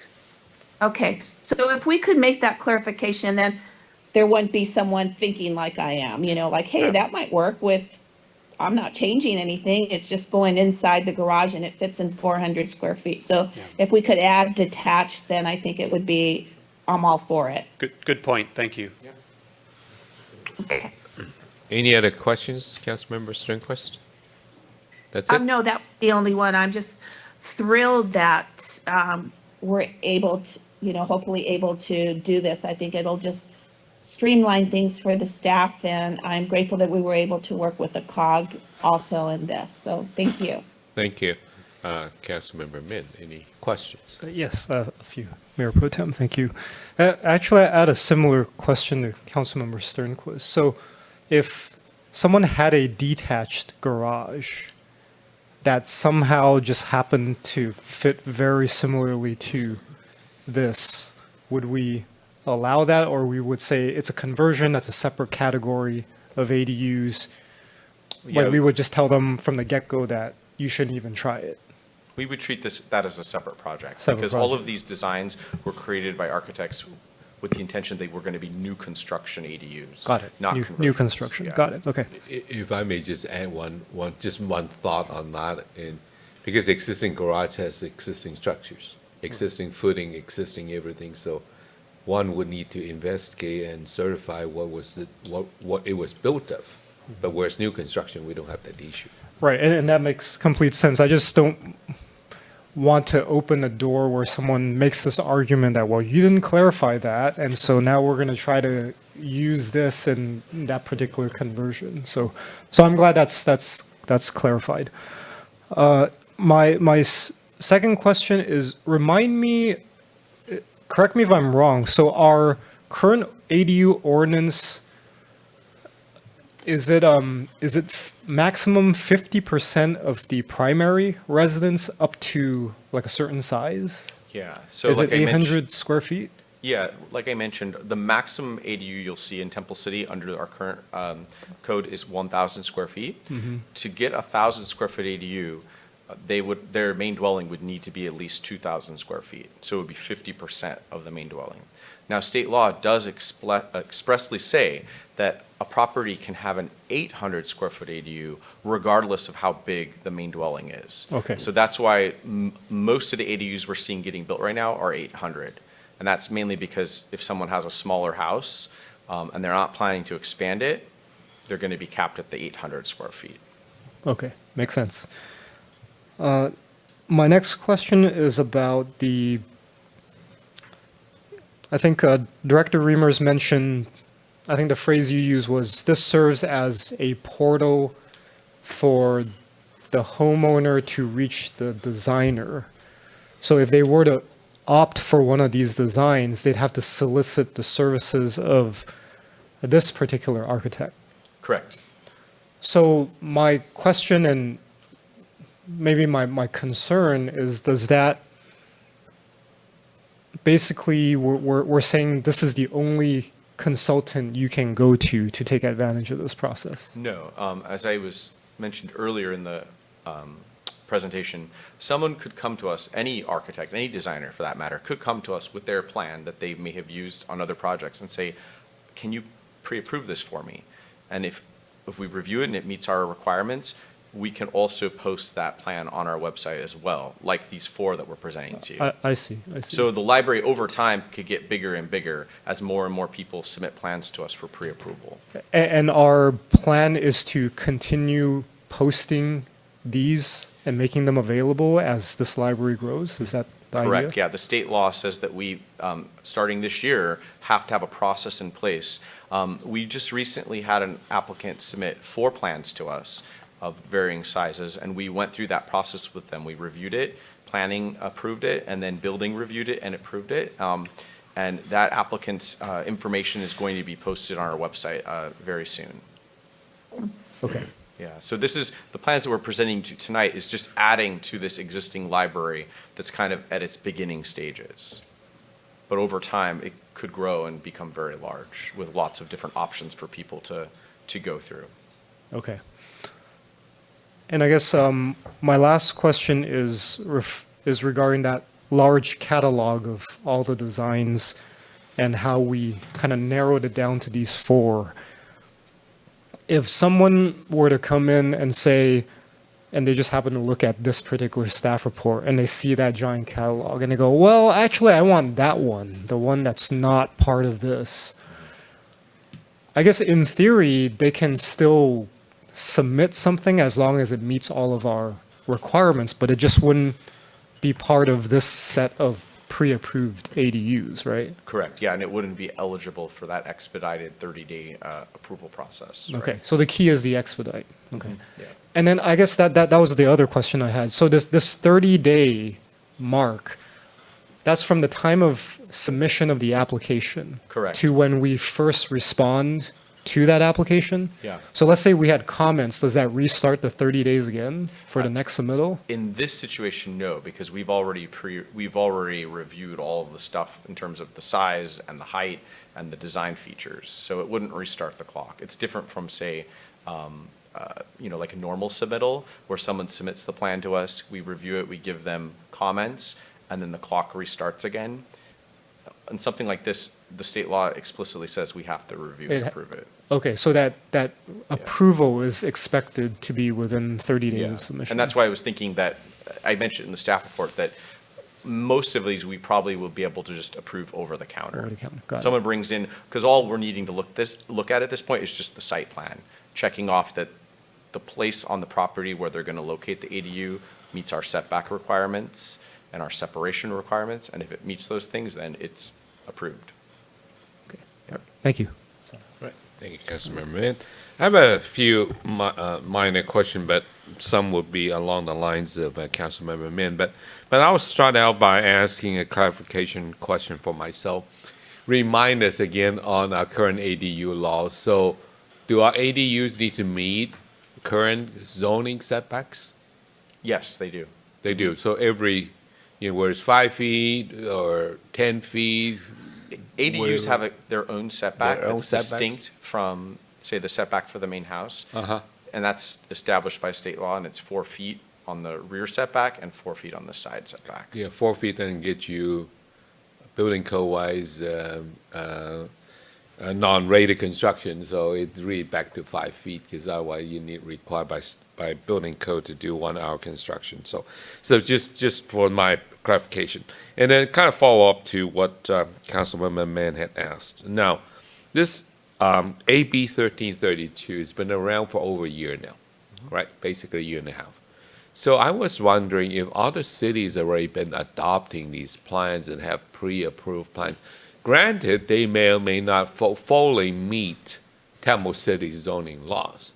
Have we looked at maybe perhaps taking advantage of some of those pre-approved plans somewhere else that another city might have that are these only from San Gabriel Valley Council of Governments? For this project, we were exclusively looking at the ones that the COG had assembled into their catalog.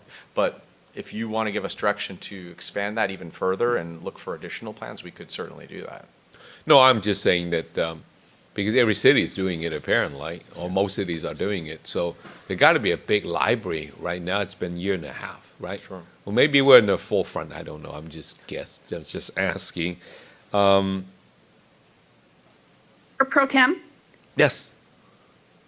Go ahead. I believe the city of Glendora Yeah. has a library. I see. So perhaps, if nothing else, we can, when this is actually going on our website, maybe we also have a link. Granted, it doesn't necessarily meet we need to say that has not been reviewed for conformance of Temple City zoning codes, right? But it's out there, so folks can look at them.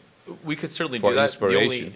The only thing I would say is that might cause some confusion on the part of the public, because I the see. assumption is that when they see these plans listed on our website, these are plans that we have vetted and that we have said that they meet our requirements. So we're giving that assurance to someone that if they use it, they're not going to have to worry about a lengthy review process. Yeah. So, but. Great. Yeah. Thank you. So if there are no more questions from council, I would like to open up for public comments. Anyone would like to address the council at this point? Seeing none, I'll ask Madam City Clerk, are there any call-ins or any emails requests to speak? Mayor Pro Tem, there are no callers. Okay, hearing that, I will close public comments and come back to the city council for questions and final comments. So starting with Councilmember Chen.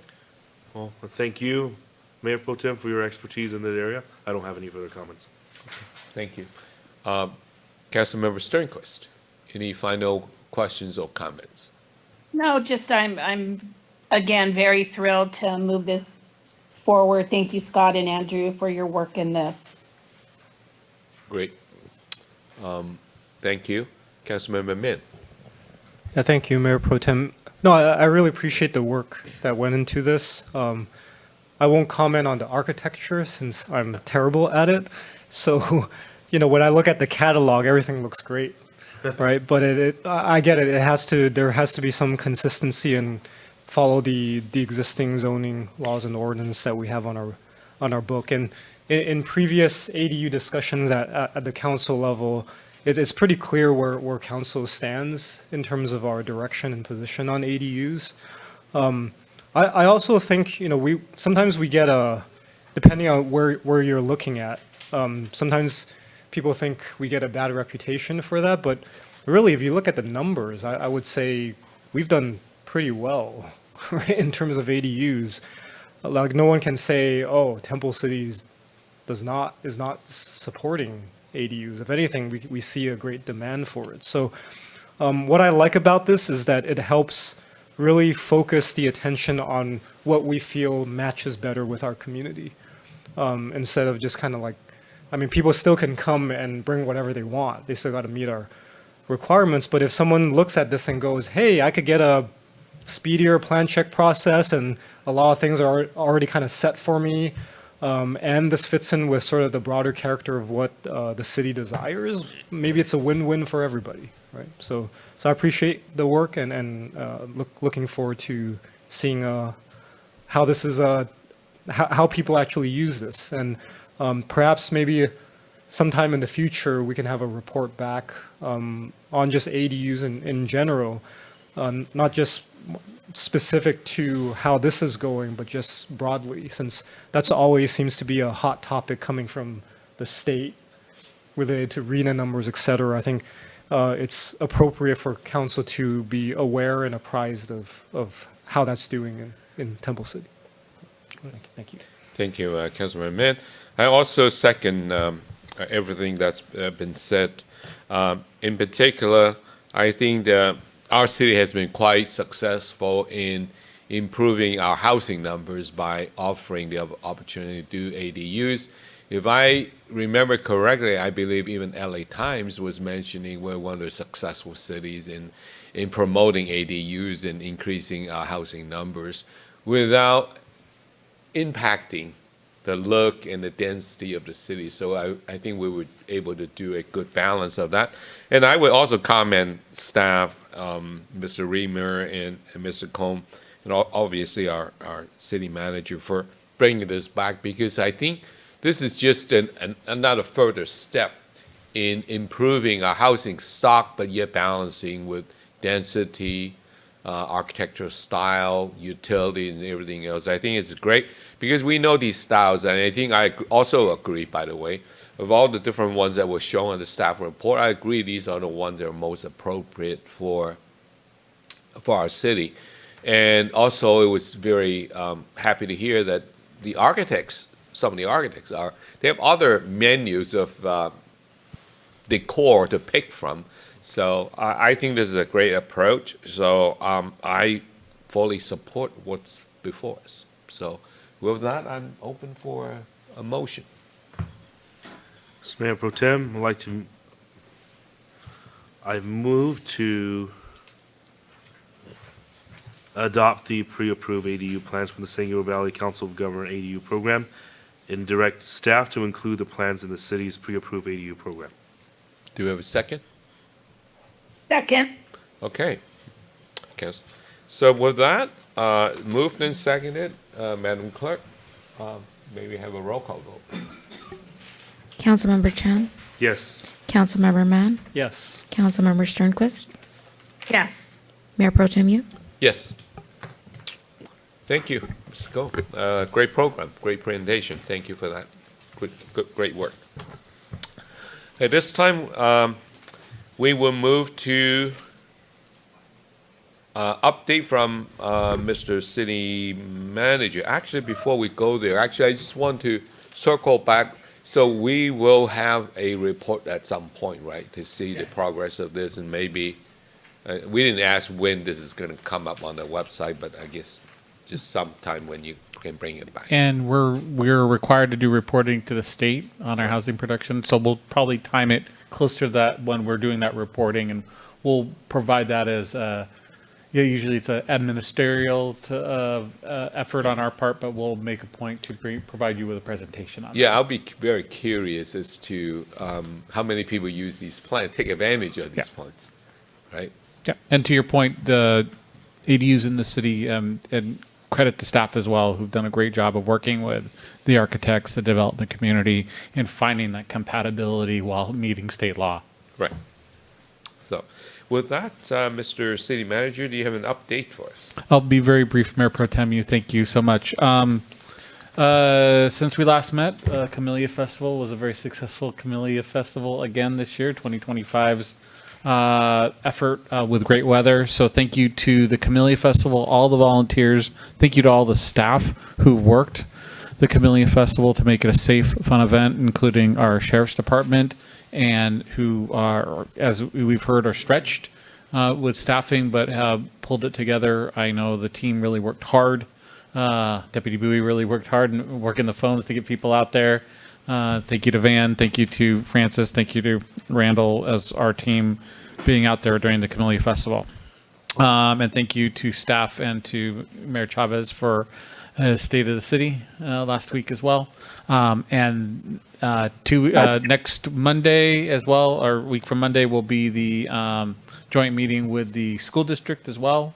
Well, we'll talk about e-bikes. We'll talk about updates from the school on their projects, and we'll provide some updates to the school district on our projects as well. That'll do it for tonight, Mayor Pro Tem. Thank you, Mr. Thank you, Cook. sir. Next is update from City Attorney, Mr. Greg Murphy. Thank you, and I'll keep it short as well. So tonight you talked quite a bit about housing production. It's the time of year when new bills are introduced in the legislature, and Senator Scott Wiener is again introducing some bills to speed housing production. One would eliminate CEQA review on almost every housing project in the state. Obviously, it's only been introduced, and so we don't know what the final version would look like, but it's clear that the housing advocates believe that CEQA, while good for them in many ways, is not good for them when it comes to production of housing, so they're looking to limit CEQA review. The second, which is more interesting, actually takes off on something that's being done not anywhere in California right now, but in other states, which allows for self-certification on single-family and duplex housing projects. And it's not strictly self-certification, but it allows for a third-party private certification of building plans and other plans stating that they meet with the city or county requirements, and then the person can go ahead and build. Do you mean that they don't need to submit for zoning or building code plan check, right? Just having an architect or engineer stamp the plans. And they stamp the plans. The separate party reviews it.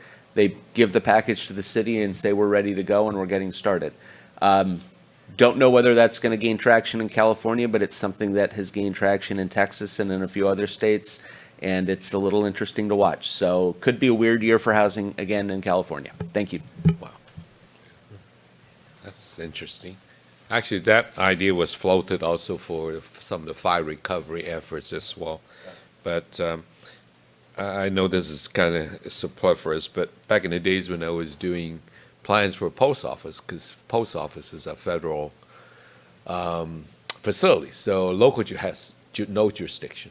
But guess what? I submit to local jurisdiction because I can make mistakes too. So it would be very gutsy for folks to submit plans and self-certify because we all make mistakes.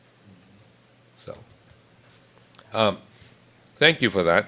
Next is council report regarding ad hoc or standing committee meetings. Anyone from the council have any reports? Councilmember Sternquist? No. Okay, no Foothill this time, huh? No. Okay, then we go to council items separate from the city manager's regular agenda, starting with Councilmember Sternquist again. Are we on? You're on our personal items, our items. Yes.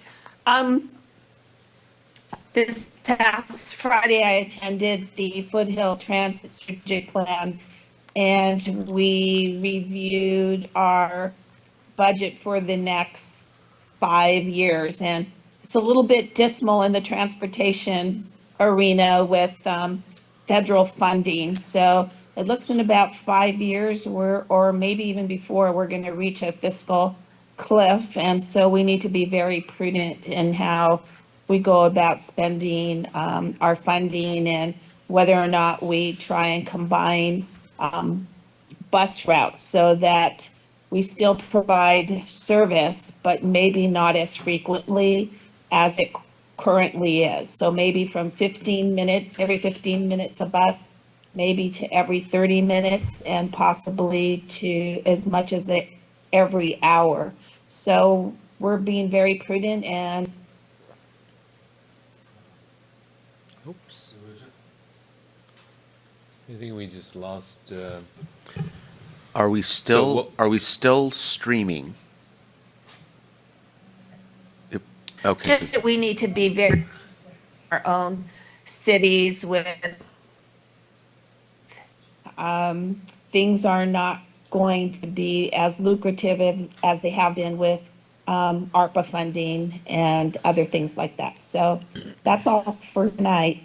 Well, thank you, Councilmember Sternquist. Councilmember Chen. Just very quickly, I know this week is Read Across America Week. I happen to have done that yesterday at Emperor Elementary School, where my son goes to school.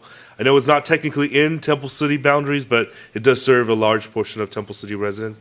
And the principal has extended an invitation to all of you. And if you would like to read in a classroom, they can facilitate that anytime this week, tomorrow through Friday, during school hours. That's all I have. Thank you. Councilmember Mitt. Yeah, thank you. Just, I know Mr. City Manager covered a couple of things, but a shout out to the successful Camellia Festival with the great weather. One thing of particular note was when I was talking to Deputy Bowie, he mentioned that a lot of festival goers and residents went and chatted with him. I don't know, maybe that's a Deputy Bowie thing, but it was nice to hear from him, because that's kind of part of the we call it getting to know our law enforcement and the men and women who serve in law enforcement, and to kind of just hear that from him is heartwarming. And what better place to do it than a place where all family and the kids are gathered. So I appreciate him sharing that. I did go to our first Neighborhood Watch meeting for this calendar year. We had a pretty good turnout. In fact, I think we filled up the space at the high school. I think we wish we had a little bit of a larger room there. But you know, the mayor was there. There was a great turnout. Shout out to our public safety team, and of course our special assignment deputies for always doing a phenomenal job. We do want to try to keep our residents engaged in that topic, and I think we've done a good job at trying to evolve these subjects to make it continuously relevant to the people who are in attendance. So keep that up. Of course, I also shout out to the mayor for his State of the City. So it's amazing how quickly a year goes by. But he certainly did a great job highlighting a lot of our achievements as a city over the past year. And then last Friday, there was a State of Public Safety actually held here in Temple City, hosted by our chamber. And that was also a well-attended event at Grand Harbor. And you know, I always appreciate the sheriff sharing kind of his perspective. It's rare to kind of hear directly from the top dog at the sheriff's and kind of hear his perspective. There continues to be many challenges. You know, we know it's difficult hiring law enforcement officers to fill many of the much needed vacancies. So, you know, as a city, I know we've always tried to work with our sheriff's partners to figure out ways at how we could help address those issues. Also, I think he also talked briefly about the passage of Prop 36 and how that kind of helps maybe address many of the concerns that we've heard from our residents over the past couple of years, along with the current district attorney. So it seems like there's a bit of an optimism that he articulated in his state of public safety. So it was a pretty refreshing thing to hear. And then also just a shout out to the chamber for hosting that. I think they're trying to make that kind of like an annual tradition, bring the sheriffs in to talk about the state of public safety. And I think that's a great idea. Hope they can continue to expand the chamber's involvement, not just in the local community, but perhaps become a regional leader in such matters. So all in all, a very busy February. And yeah, and also, we're looking at council reorganization, right, at the next meeting. So. Yeah, our next meeting is council reorg. Yes. Thank you. Yeah. Thank you, Councilmember Min. So I don't want to repeat what Councilmember Min has, just mentioned. I mean, a lot of great things happened in last week. Great festival, great stay of the city, and then thank you for reporting on Sheriff Luna. It was interesting because I was watching him present his budget to the board supervisor, and he kind of reiterated the same thing here. So I think the takeaway, for all residents is not, I think all the public safety agencies, and I think Councilmember Chen mentioned at a public safety council meeting as well. These public safety agencies continue to have challenges in retaining people. So while our residents kind of need to keep an eye on that, I mean, as much as folks think that we can do a better job, but there is also that challenge for the sheriff department, or the police department in general, in recruiting enough people because of a lot of retirement, a lot of attrition in that regard. But one final note is just to highlight something that we approved tonight. In addition to the emergency generator project, we also approved plans and specification for street pole installation and illuminated entry signs for Las Tunas Drive streetscape. Just want to highlight that. So we were looking forward to an even more beautiful. Thank you again to staff for bringing that back. Looking forward to that more beautiful Las Tunas Drive. So with that, I'm done. I would go to our last item here, additional public comments. Anyone want to address the City Council at this point? Madam Clerk, anybody calling in or email? Mayor Pro Tem, there are no callers or emails request to speak. Okay. With that, I will close our last public comment, and we're done for the night. Thank you so much.